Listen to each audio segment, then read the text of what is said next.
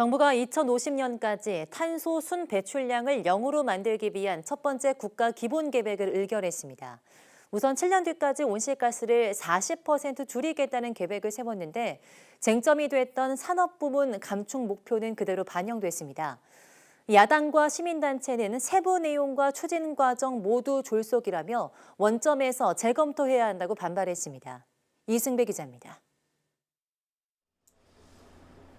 정부가 탄소 중립 달성을 위한 첫 번째 감축 계획을 의결했습니다.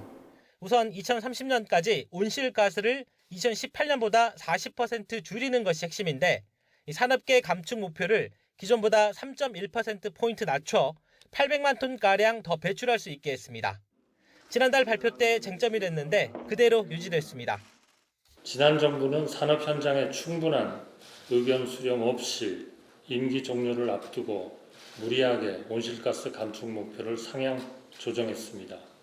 이로 인해 산업계와 현 정부에 큰 부담이 되고 있습니다.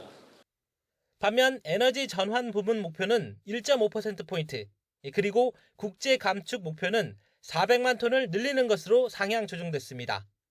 2030년까지 탄소 포집 혁신 기술을 개발해 감축 목표량 달성을 돕겠다는 방안도 내놨습니다. 하지만 야당은 즉각 반발했습니다.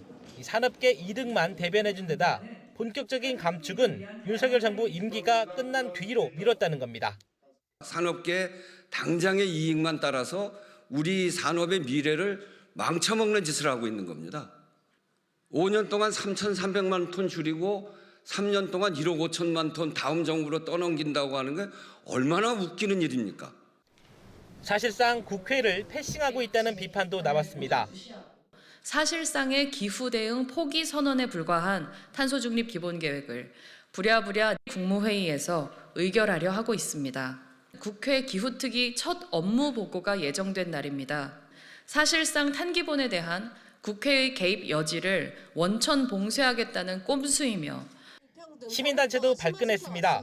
위원회 구성부터 기업인과 정부기관, 연구자 중심으로 꾸려져 다양한 계층이 참여하도록 한 탄소 중립 기본법을 위반했다는 겁니다.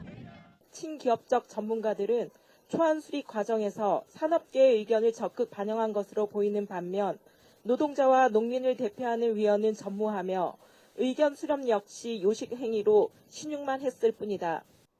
정부는 온오프라인을 통해 다양한 의견을 경청했고 구체적인 목표가 설정된 만큼 신속하게 추진하겠다는 입장입니다.